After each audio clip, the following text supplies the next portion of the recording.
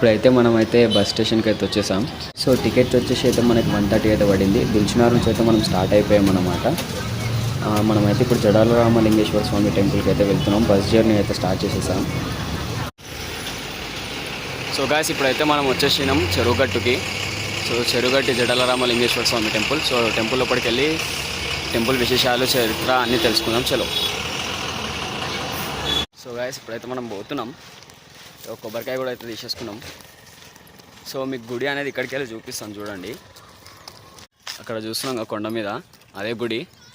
ఇప్పుడు నియర్లీ మనం ఇదే తోవాల ఆటోస్ కూడా ఉంటాయి. ఆటోస్లో కూడా లోపలికి వెళ్ళిపోవచ్చు. ఒక 2 కిలోమీటర్స్ వరకు ఉంటుంది. మనం అయితే నడుచుకుంటూ పోదామని చెప్పేసి నడుచుకుంటూ పోతున్నాం 2 కిలోమీటర్స్. సో వెళ్దాం. వెళ్ళాక గుడి పైన ఎట్లా గుడి కింది నుంచి ఎట్లా స్టార్ట్ అవుతాం అనేది మొత్తం మనకు చూపిస్తాను మీకు ఇవాళ. అండ్ అలాగే చరిత్ర విషయానికి వచ్చేస్తే పరశురాముడు స్థాపించిన 108 లింగాల్లో ఇది కూడా ఒకటి 108వ లింగం ఇది. సో ఇప్పుడైతే మనము గుడి ప్రాంగణానికి అయితే వచ్చేసాం. ఇక్కడ నుంచి అనేది మనకి మెట్ల మార్గం అనేది స్టార్ట్ అవుతుంది. ఇక్కడ సైడ్ నుంచి అయితే రోడ్ మార్గం ఉంది. మన గూగుల్లో కొడితే రోడ్ మార్గం వచ్చేస్తుంది. అండ్ మనకి ఎంట్రన్స్లోనే అక్కడ మనకు మహానంది అయితే కనిపిస్తారు. ఇక్కడ మహానందిని దర్శించుకొని సో ఇక్కడైతే మనం మొక్కుకొని అనేది స్టార్ట్ అయిపోతాం మన శివదేవుని. సో ఇది మెట్ల మార్గం అన్నమాట. సో ఇలా మనం మెట్ల మార్గంలో అయితే ఎక్కి వెళ్ళాలి. మెట్ల మార్గం నుంచి వెళ్తుంటే అక్కడ గణేష్ల వారు అయితే కనిపిస్తారు. సో చూస్తున్నారు కదా, ఇక్కడైతే మనకు మహాగణేష్ల వారు అయితే ఉన్నారు. సో ఇట్లా మెట్ల మార్గాన్ని అయితే వెళ్తూ ఉండాలి. లేదు వెహికల్ మీదనే వచ్చేసామంటే వెహికల్ మీద కూడా కొండ మీదకి వచ్చే ఛాన్స్ ఉంటుంది. అట్లా కూడా రావచ్చు. నియర్లీ నాకు తెలిసి ఒక 500 మెట్ల వరకు ఉంటాయి. నేను ఇంకా కౌంట్ చేయలేదు. సో బెస్ట్ ఆప్షన్ ఏంటంటే మా వల్ల కాదు భయ్య అనుకునే వాళ్ళు పైకి వచ్చేసేయచ్చు డైరెక్ట్ వెహికల్స్తో. అవుతుంది నేను దేవుని దగ్గరికి మెట్లెక్కి వెళ్తామంటే మెట్లెక్కించండి. సో ఇప్పుడైతే పైకి వచ్చేసాం. ఇదే మెయిన్ టెంపుల్. ఇంకా లోపలికి పోయి దర్శించుకోవాలి. ఇప్పటికి ఎంటర్ కాగానే లెఫ్ట్ సైడ్ తిరగగానే డౌన్కి వస్తే మనకి ఇక్కడ గుండం ఉంటుంది అన్నమాట స్వామివారిది. సో ఇక్కడ భక్తులందరూ స్నానాలు చేసుకొని స్వామివారి దర్శనానికి అట్లనే వెళ్తారు. పరశురాముడు క్షత్రియులందరినీ ఎవరైతే అధర్మం వైపు అయితే ఉన్నారో రాజులు వాళ్ళందరినీ చంపేస్తుంటాడు. అలా చంపేసినప్పుడు చివరిగా స్థాపించిన లింగమే ఈ జడాలరామలింగేశ్వర స్వామి లింగం. సో ఇక బొట్టు పెట్టుకొని అయితే మనం పైకి స్టార్ట్ అయిపోయాం. గుండం కానీ మనకు బొట్టు అనేది పెడతారు. ఇక్కడ నుంచి అయితే మనకు మెయిన్ టెంపుల్ అనేది స్టార్ట్ అయిపోతుంది. సో ఇక్కడ నుంచి లోపలికి వెళ్ళాలి. స్వయంభూ వెలిసిన లింగం కాబట్టి మనకి ఇక్కడ వీడియో రికార్డింగ్ ఆప్షన్ ఉండొచ్చు ఉండకపోవచ్చు చెప్పలేము. లోపలికి వెళ్ళాక ఆప్షన్ ఉంటే మీకు చూపిస్తాను, లేకపోతే చూపించలేను. ఇక్కడ నుంచి అయితే మన దర్శనం అనేది స్టార్ట్ అవుతుంది. శివరాత్రికి అమావాస్యలకైతే ఇంకా గట్టిగా ఉంటుంది జనాభా. ఇప్పుడైతే అంత లేరు. సో ఫ్రీగా ఉంది. సో హ్యాపీగా దర్శనం చేసుకొని వద్దాం. పరశురాముడు తన తపశక్తితో ఈ లింగాన్ని ఇక్కడ స్థాపించి పరమశివుడిని కోసమై తపస్సు చేస్తూ ఉంటాడు. ఆలయం బయటకు వచ్చినాగానే మనకు అక్కడ హనుమంతుల వారు ఉంటారు. ఇక్కడ ఈ బండ ఎందుకు చూపిస్తున్నానంటే ఈ బండ మీద నిద్రలు అమాసాలు వచ్చి నిద్రలు చేసిన, సోమవారాలు వచ్చి ఒక 5 నిద్రలు చేసిన మనకి ఎలాంటి పాపాలు పీడాలు ఉన్నా ఏదైనా వేరే అక్కడ నుంచి మనకి అవి విముక్తి అయిపోతాయి. సో అది నమ్మకం ఇక్కడ.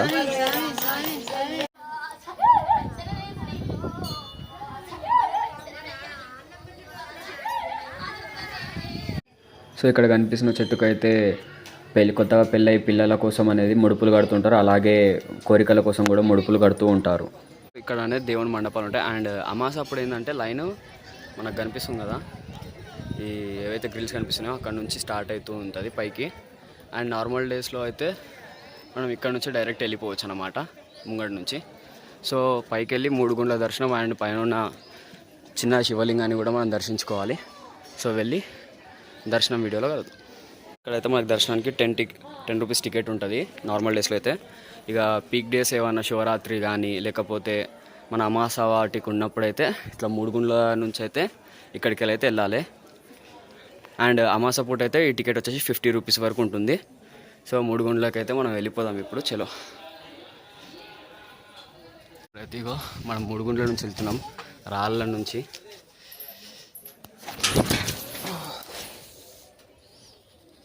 స్టార్ట్ అయిపోయింది.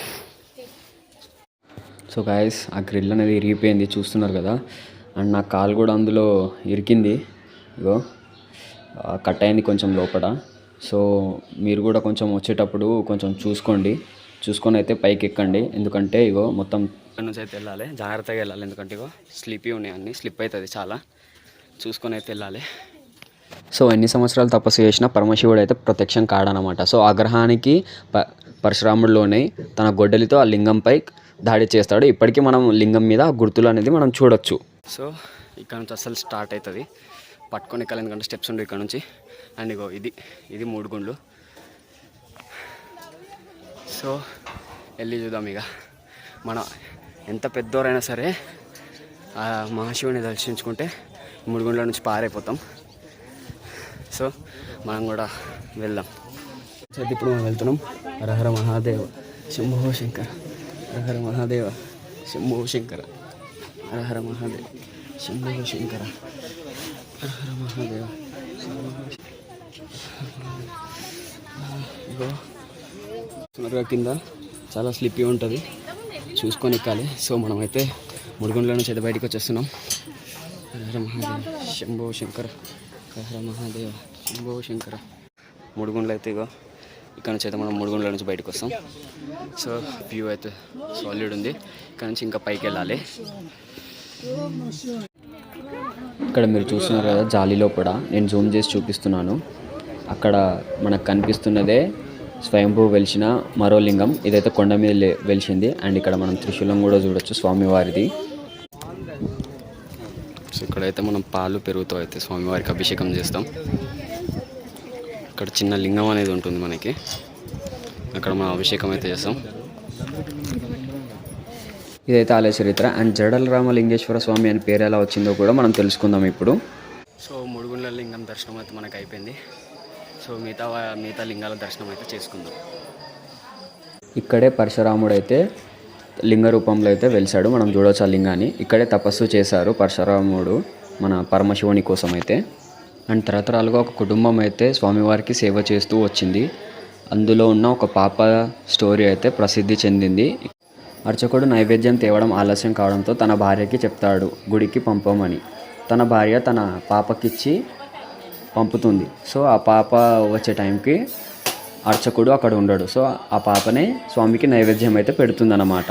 అలా నైవేద్యం పెట్టినప్పుడు ఇక్కడైతే మనకి నిత్యాన్నదాన సత్రం కూడా ఉన్నది. సో మనకి ఎవ్రీ మధ్యాహ్నం అనేది మనకు అన్నదాన కార్యక్రమం అయితే ఇక్కడ జరుగుతుంది. అన్నప్రసాదం కూడా మనం ఇక్కడ నుంచి స్వీకరించవచ్చు. సో కిందికి వచ్చేసాక ఇక్కడ మనకు స్వామివారి పాదాలు అయితే కనిపిస్తాయి.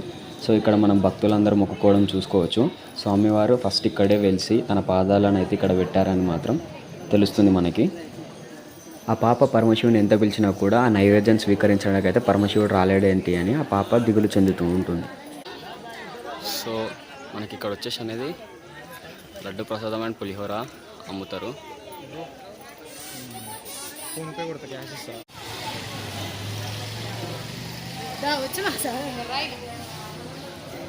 కొండ మీదకి రూట్ అనేది మనం అట్లా ఆలయం ఇది అనేది కార్ రూట్. అక్కడికి వచ్చి అక్కడ అనేది పార్కింగ్ అంతా చేసుకుంటారు.